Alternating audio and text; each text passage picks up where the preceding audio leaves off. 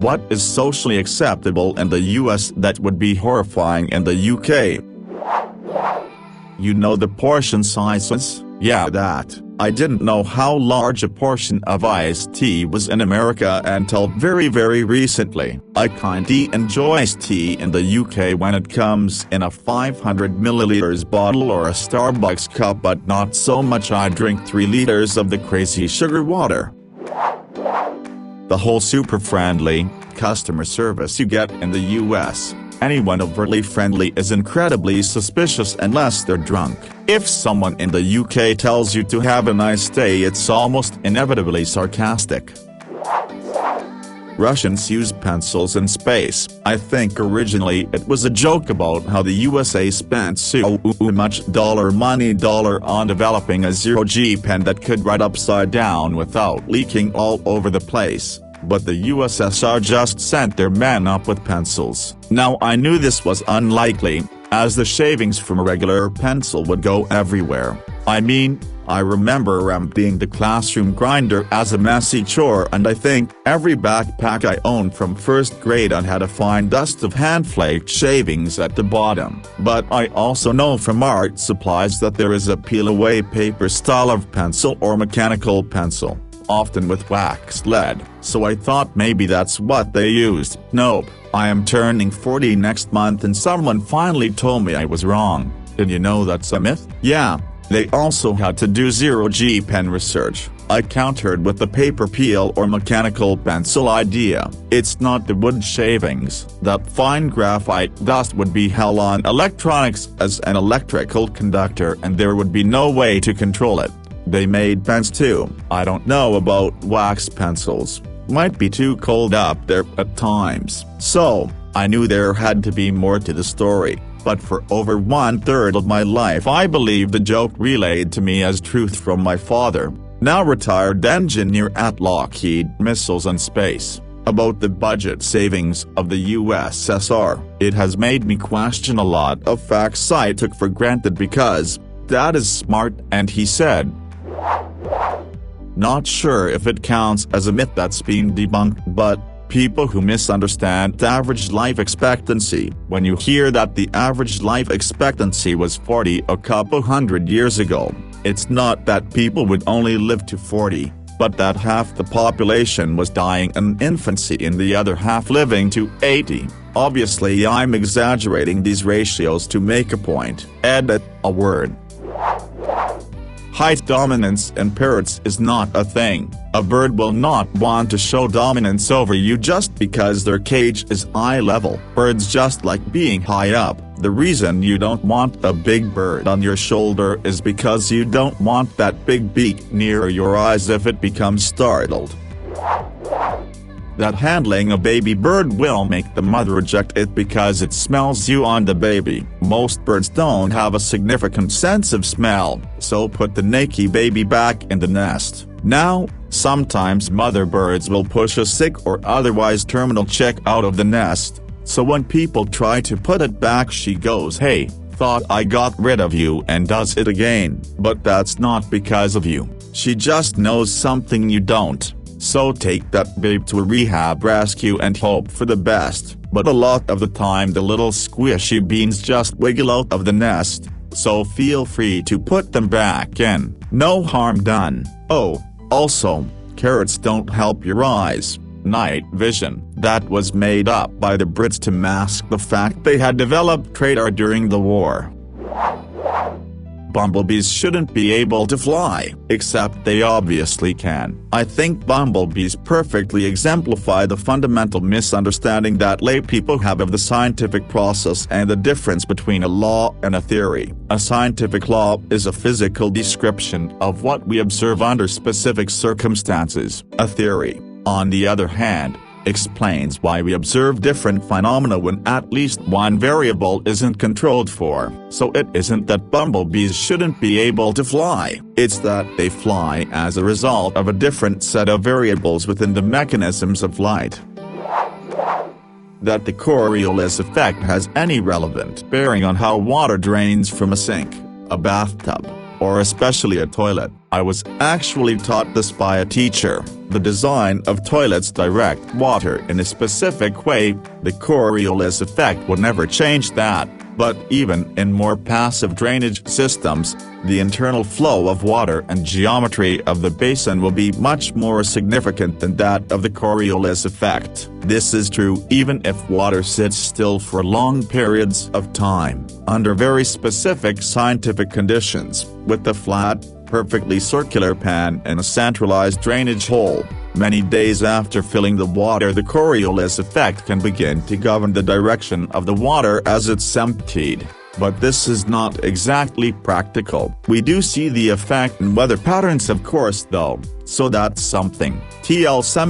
Dr. The Simpsons episode in Australia lied to everyone.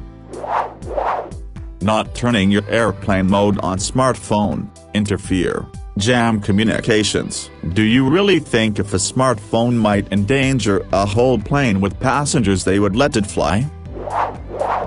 That cats kill babies. I've run into this so many times since having kids, and it's not the older grandmas making these statements. I've had 20-year-olds tell me that you can't have cats if you plan to have babies because they'll steal their breath or some other variation. No amount of reasoning or rationale will dissuade them of this belief.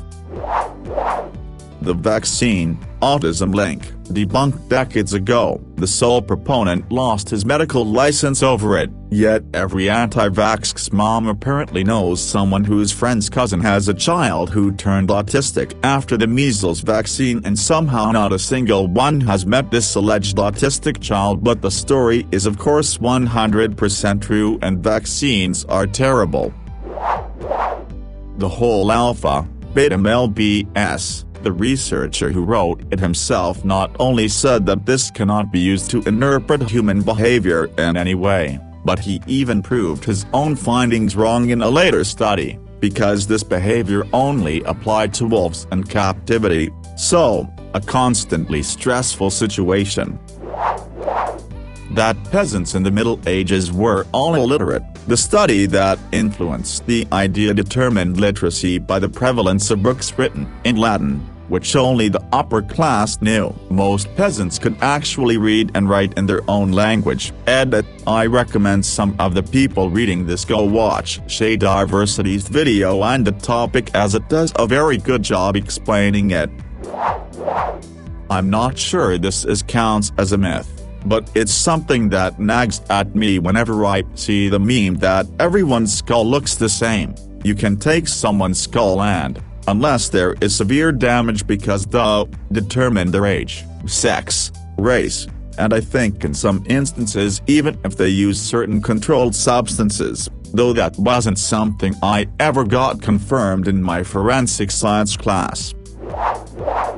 You must wait 24 hours before reporting a missing person. Some questions. 24 hours from when? The time you realize they were missing? The time you estimate they went missing? The time of the initial report to police? Who is the legal timekeeper? If this is a law, it must have a designated timekeeper for official records. City police, county sheriff? Do I hire a private attorney to file a timekeeping motion in court? If the most likely time to find a missing person is the first 24 hours, why would you wait 24 hours? If the person dies or is severely injured because the county, state refused to initiate a search, doesn't that put some liability on their office? It seems like that would have been tested in court by now.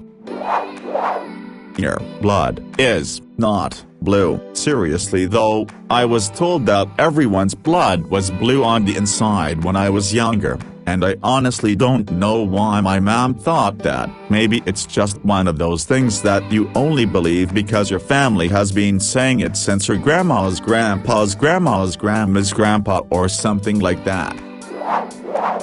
That the Emperor Constantine picked the canon of the Bible at the Council of Nicaea. The truth is, not only did Constantine have absolutely nothing to do with the canon of the Bible, neither was the canon even discussed at the Council of Nicaea. let alone decided. I don't know where this myth comes from, but so many people seem to believe it, and it shows no sign of dying out. There is the stupid ones like the autism and the vaccines myths that should never have been believed in the first place, especially with the shoddy research around it. Then there is the ones that you can understand, like wolf packs do not have alphas, like what was believed and published for a long time. The concept is still used a lot today in pop culture. Even the guy who wrote the paper talking about alphas and wolf packs backtracked years later after new research came out, putting his findings in doubt. That human beings were once short. This is actually true. Humans are, on average, taller now than at any point in history, but human height varies based on nutrition. Both modern and medieval Europeans were taller than Georgian-era Europeans, for example, but at no point in modern history, the last 10,000 years, were humans hobbit-sized, as many people seem to believe. What really cracks me up about it is that there are so many ways people mess this up. Thomas Jefferson built his bed into the wall of his home. This way he could roll off the bed to his right to go to his library, or roll to his left to wash up and get ready for the day. He, like most Westerners, also believed in the miasma theory of disease, which says that diseases are caused by bad air. In Jefferson's day, it was a fad amongst the American upper classes to sleep sitting up, as far from the bad air as possible. So Jefferson's bed is only, like, 5 feet 5 inches. I've repeatedly heard people look at the bed and say, wow, he was so short. I guess people were small back then, even though there are dozens of contemporary references to Jefferson being 6 feet 2 inches. I went to the Fashion Museum, Bath on a trip to England. I was looking at a display case of late 1700s women's shoes when a mom and young daughter walked up. The girl was like, "Those shoes are so small,